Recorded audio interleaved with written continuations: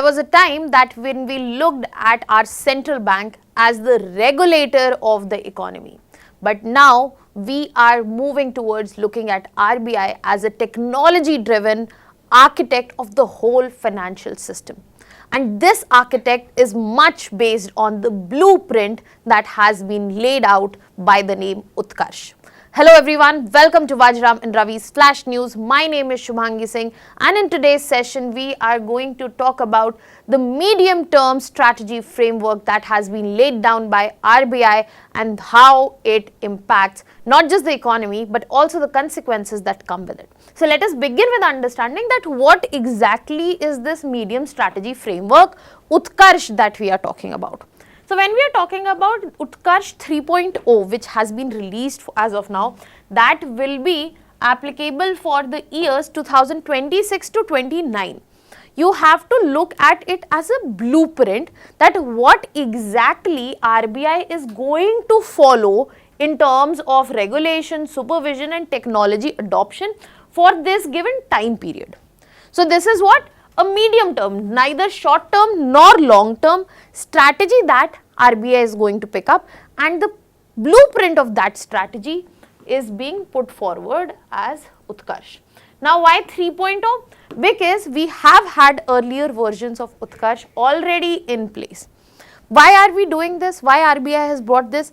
RBI has brought this so as to ensure that there is a future ready, inclusive and also globally integrated financial system which will be present in our country.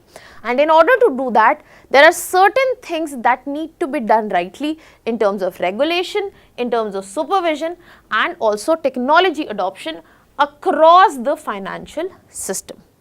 Now as I've said that this is Utkarsh 3.0, what about others that have come before? So Utkarsh 1.0, the first version was introduced in 2019, which was applicable again for 4 years here, 2019, 20, 21 and 22. The whole idea was to strengthen regulation and also supervision. Then came the framework for next medium term, that is from 23 to 25. It focused intensively on how financial inclusion can be strengthened and also how elevation of customer services can take place. And now for 2026 to 29, we have Utkarsh 3.0. That means the focus is on technology driven financial system and also bringing in global integration. That means we will also need to elevate our standards to global level so as to ensure the integration. So if you see over the years, whole idea is to first strengthen the base of regulation, then focus on inclusion, and now this is about digitization. When we talk about the whole Utkarsh framework, it has evolved in 3 phases. The evolution has taken place in 3 phases.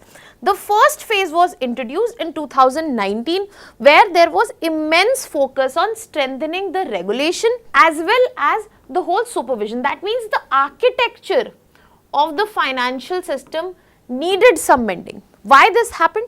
This happened because of the NBFC crisis that was seen, the rising NPAs which were present. So it was the need of the time to tighten the regulation, to tighten the loopholes that were present. Now in the next phase, which was introduced in 2023, came a shift towards customer service and also financial education. This was the time that we were focusing on improving access to banking, we were focusing on grievance addressal of the customers, and we were also looking to enhance service delivery.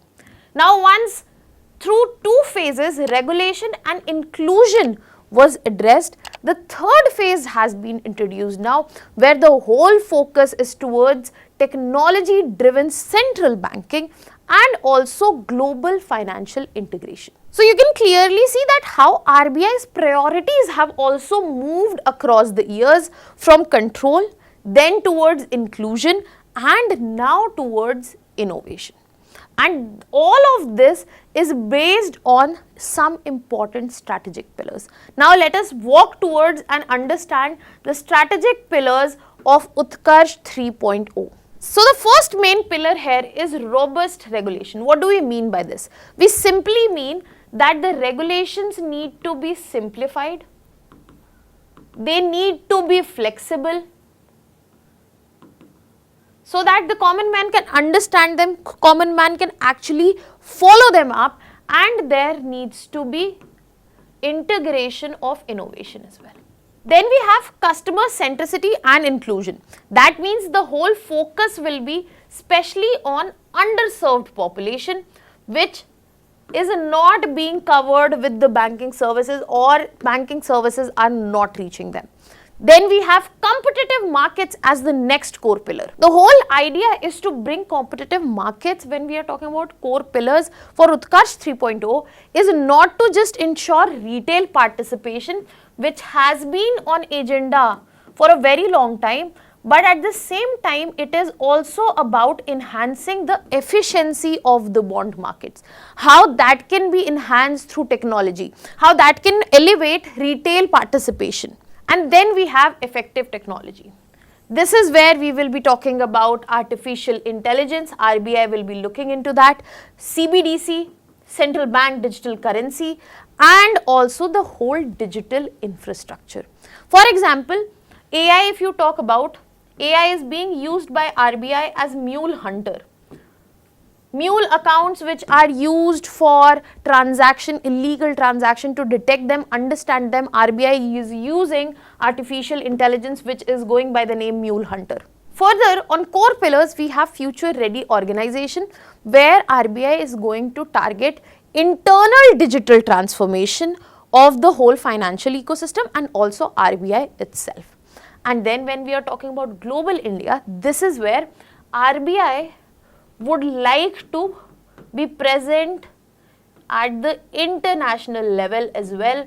What international role RBI can play and represent India in the global level and also have global integration. So this clearly outlines the fact that these pillars are absolutely interconnected, and if you could understand, if you could pick up, technology has been the most important backbone of this blueprint.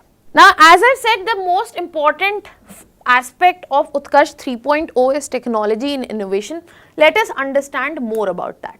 Because when we are talking about technology and innovation, the key innovations that have been picked up for Utkarsh 3.0 are AI frameworks for financial sector. I have given you an example. Can you tell me other examples in the comment section? Will be also focus on development of in-house LLM. Quantum computing would be explored, that how it can facilitate the financial systems. And then we have digital and AI sandboxes. So basically when we are using the term sandboxes, it refers to an isolated system where we can test run AI models without disturbing the main system. So a lot of AI and digital sandboxes framework would also be seen. Apart from that, certain major initiatives that have been highlighted and would be present is the expansion of CBDC. CBDC, central bank digital currency, you know it by the name of Digital Rupee as well. Asset tokenization, how that can be done, and most importantly, full digitization of the RBI processes that take place. Highlighting a very clear shift towards tech-driven central banking, where tech will be fueling, elevating and processing the central bank's role across the financial system.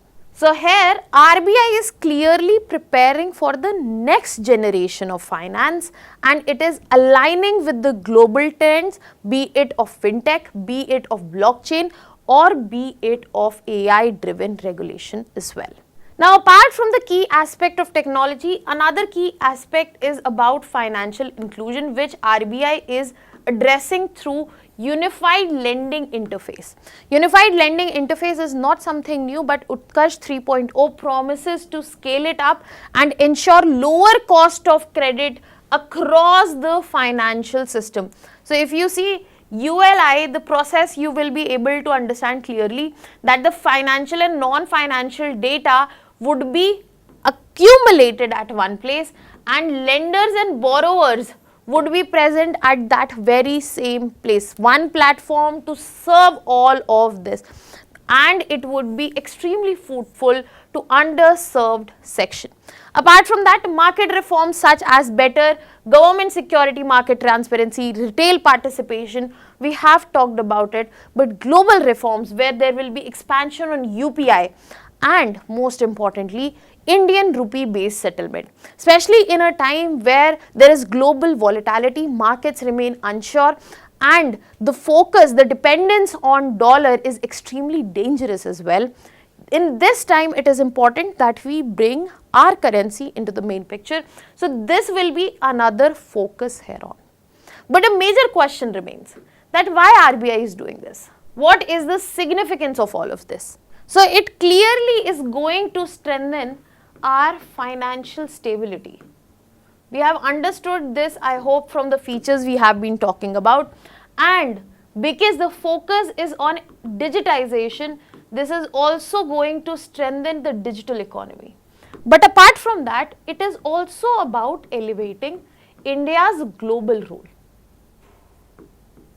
And then all of this will support inclusive growth, which is yet again the agenda of Utkarsh 3.0, and also efficient markets. And then this becomes a cycle. If there are efficient markets, there will be financial stability. So this will be something that will kick in a chain reaction. But this chain reaction is not that easy to set in and bring in. What about the challenges? Challenges such as cyber security risks, challenges such as data privacy, challenges such as ensuring regulation or focusing on fast tech innovation. Now I've laid this all in front of you, but you have to understand that Utkarsh 3.0 is not just a strategy document. It is a vision to transform India into a global leader of digital finance, at the same time ensuring that digitalization and inclusivity is for the internal financial system as well. What are your thoughts on this? Let me know in the comment section, and I will be leaving you here with a prelims practice question. Let me know in the answer in the comment section. Thank you so much.